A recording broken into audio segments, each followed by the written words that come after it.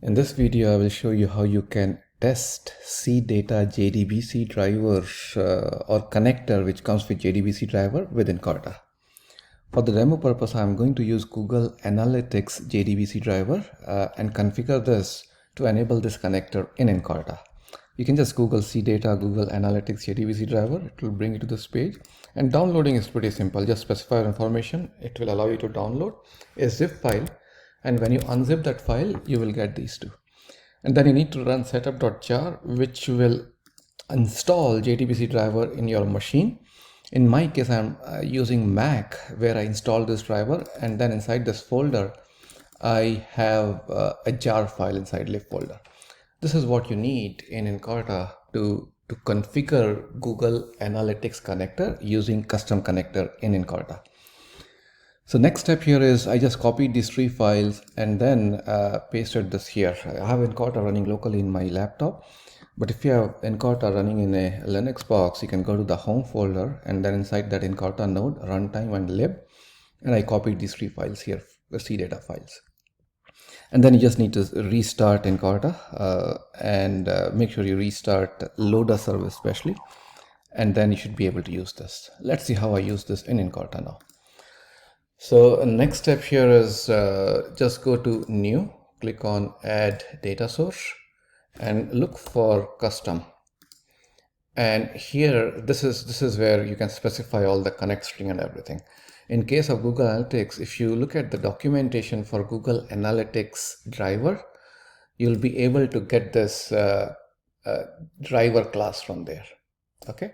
And a way you can see this is once you have this installed, you can go to the help folder and then double click on help.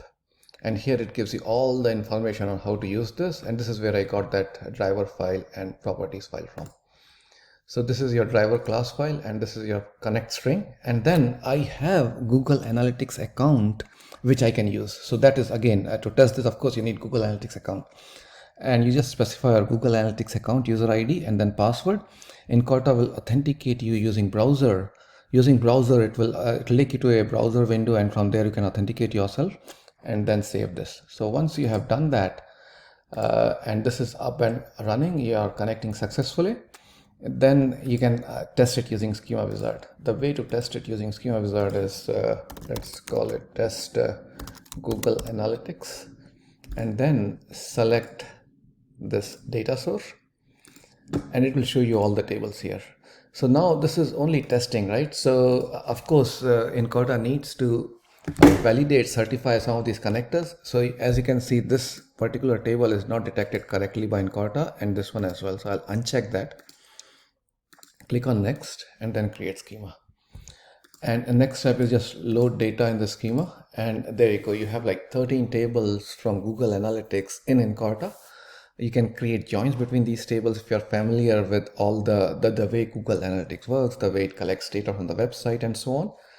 And once you have joined, you should be able to create reports on top of this. So in this case, let me see which table has maximum number of rows. Okay, traffic. So let's go here and then let's see what we have in traffic. I can just drag and drop here and it will show me what is the source, what is the medium, number of sessions, users, and there's so many other info you can see from this table. You can of course join this table to other tables as well and analyze this data. Encarta makes it really easy to analyze data using Google Analytics.